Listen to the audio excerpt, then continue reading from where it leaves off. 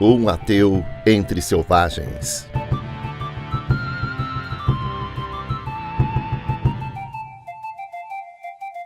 Não fosse a sombria expectativa da morte próxima, eu, Alexandre Rodrigo Ferreira, naturalista português, no verdor de meus 25 anos, poder-me-ia julgar um homem feliz, porquanto já em 1751, quando o caso se deu, não havia cristão no velho mundo que não tivesse ouvido falar do modo hospitaleiro como os tupinambás no Brasil tratavam seus prisioneiros, dando-lhes do bom e do melhor e de um tudo para depois devorá-los a cauim pepica, isto é, assados e regados com bebida.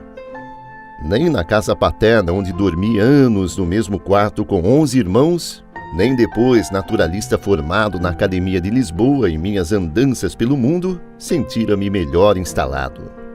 Enquanto os meus captores ocupam 6 cabanas oblangas, de madeira e folhas de palmeira, com aposentos sem divisões, apertando-se até 40 famílias em cada cabana, tendo cada família seu próprio fogo, de modo que a fumaça e outras emanações misturavam-se, dificultando a respiração. Enquanto isso, como manda o costume, dão-me uma cabana só para mim, com direito até a giral de varas no meio do aposento para guardar os pertences, evidentemente sem qualquer serventia, pois a primeira coisa que os selvagens fazem comigo, depois de me lançarem por terra, é destituírem-me de tudo o que trago, inclusive o mantel e o sombreiro que eu visto, deixando-me inteiramente nu, como na cera. Deitado em minha rede, amarrada acima do solo em 2 mourões, com os olhos ora impacientes, ora sem expressão, sempre vigiado, aguardo o dia do meu sacrifício. Como não tenho bolsos onde enfiar as mãos, passo parte do tempo bolinando o saco, adquirindo até, com a repetição do gesto, a prodigiosa técnica de tocar no membro sensível sem provocar ereção. Ultimamente, quando as mãos assim não se ocupam, seguro um velho e carunchento livro que venho dar em terra depois do naufrágio de um patacho português e que os índios, não vendo nele qualquer utilidade, entregaram-me. Já o li tantas vezes que conheço de revestrez o seu conteúdo, reinventando as páginas extraviadas sem precisar usar toda a minha imaginação, uma vez que o livro traz uma história com a minha bem parecida. A época e o lugar exato dos fatos não têm importância, pois todos os naufrágios ocorrem mais ou menos da mesma maneira. E mesmo os fatos, como verá o amigo, não devem ser levados muito a sério, porquanto, como escreveu um escritor dos mais inventivos e, em consequência, dos mais mentirosos, o segredo da verdade é o seguinte: não existem fatos, só existem histórias. Pois bem, o naufrágio do livro, chamado Hans, o que em nada o distingue, pois há milhares de Hans na Alemanha, embarcara numa caravela espanhola rumo aos mares austrais e acabara jogado na praia, que nem um frango molhado, depois que a embarcação, tragada por terrível tempestade, espatifou-se contra os arrecifes. Acolhido por colonos portugueses que habitavam a costa, com esses permaneceu 1 ano à espera de embarcação que o reconduzisse à Europa, tempo suficiente para tornar-se a um só tempo benquisto pelos portugueses e odiado pelos seus ferozes inimigos, os tupinambás, os quais só por milagre não o comeram. Tudo porque, olvidando a natureza humana má e traiçoeira, Hans confiara num selvagem da tribo dos Carijós, também inimiga dos portugueses, o qual não se sabe com que cabedais, posto que o alemão salvara-se do naufrágio apenas com a pele do corpo, pertencia-lhe. Certo dia, indo à caça com tal escravo, viu-se por artimanha deste, cercado por um grupo de tupinambás, que de ambos os lados do caminho, em grande alarido, passaram a avisá-lo com arcos e flechas e assetearam-no. Então Hans, borrando-se de medo, exclamou: "Deus salve minha alma!" Contudo, mal pronunciara tais palavras, abateram-no ao solo, atirando-se sobre ele e ferindo-o a chuchadas. Porém, Deus seja louvado, regozijou-se Hans, porquanto os selvagens machucaram-lhe apenas uma das pernas, embora lhe tenham arrancado as roupas e se apoderado um da camisa, outro das botas, um terceiro do mantel, um quarto do sombreiro, da mesmíssima maneira como dias atrás fizeram comigo. Porque, ao que parece, branco que se preza deve apresentar-se aos selvagens muito bem vestido, de mantel, sombreiro e tudo. Afinal, não é todo dia que alguém cai em poder de selvagens. Mais raro ainda que saia com vida. Depois de me tomarem as roupas, os índios põem-se a brigar, dizendo um que for o primeiro a alcançar-me, enquanto outro reivindica a glória de ter me aprisionado. Entre mentes, batem-me com o arco, machucando-me o rosto, até que, por fim, 2 deles erguem-me do chão, onde jazo inteiramente nu. Um agarra-me um braço, um segundo o outro, alguns à minha frente, outros atrás, e assim correm depressa, carregando-me através da mata até o rio, onde estão as suas canoas. Tudo porque, assim como Hans confiara no índio Carijó, também eu, em minhas andanças pelos arredores de Belém, onde viera pesquisar a flora e a fauna, entregara-me a proteção do safado de um índio chamado Paiguara, pertencente ao senhor que me hospedava, deixando-me levar por ele direitinho ao encontro dos tupinambás, os quais, porém, pouco avezados à palavra dada, em vez de deixarem Paiguara viver livre como eles, como paga do serviço prestado, fizeram dele também um prisioneiro e finalmente o comeram.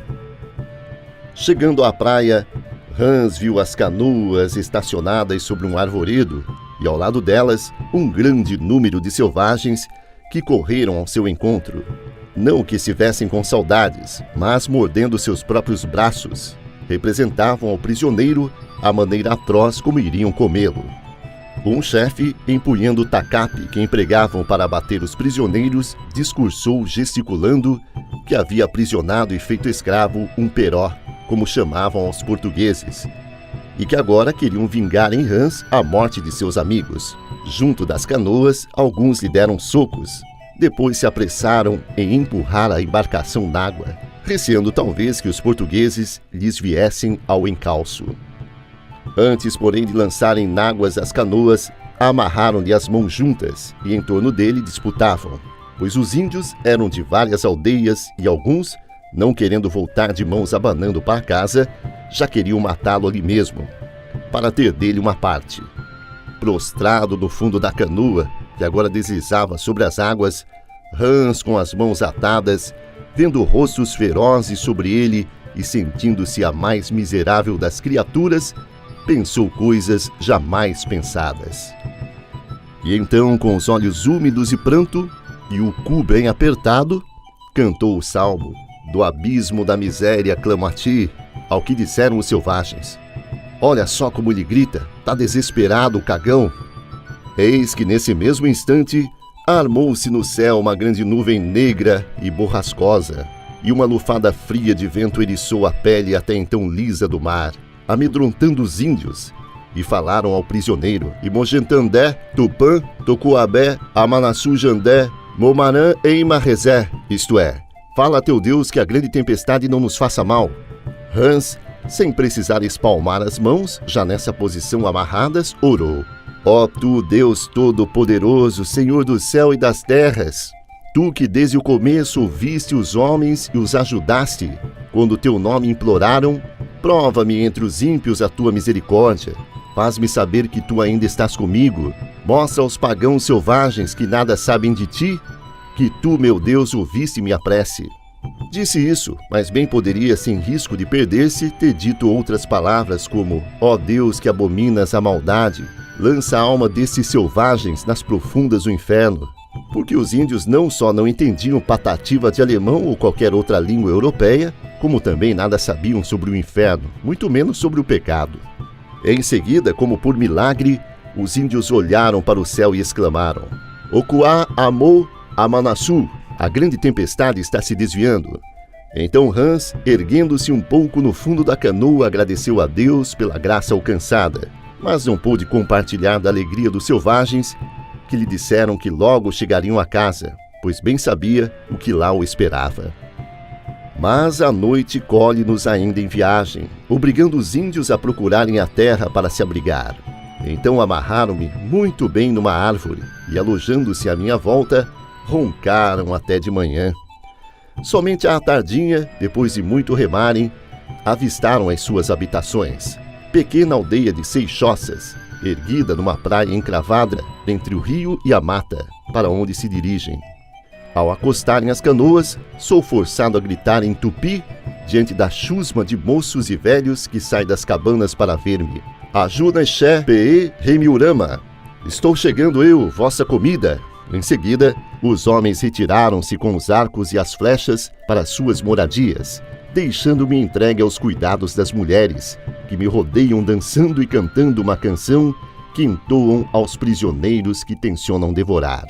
Assim, espremido, deixo-me levar pelas mulheres até o interior da caiçara de estacas longas e grossas que rodeia as malocas e serve de anteparo contra o inimigo, onde todas, e de uma só vez, arrojam-se sobre mim, aplicando-me socos e arrepelando-me a barba, enquanto dizem: Xé Anama Poipica Aé, com essa pancada vingo-me pelo homem que os teus amigos nos mataram.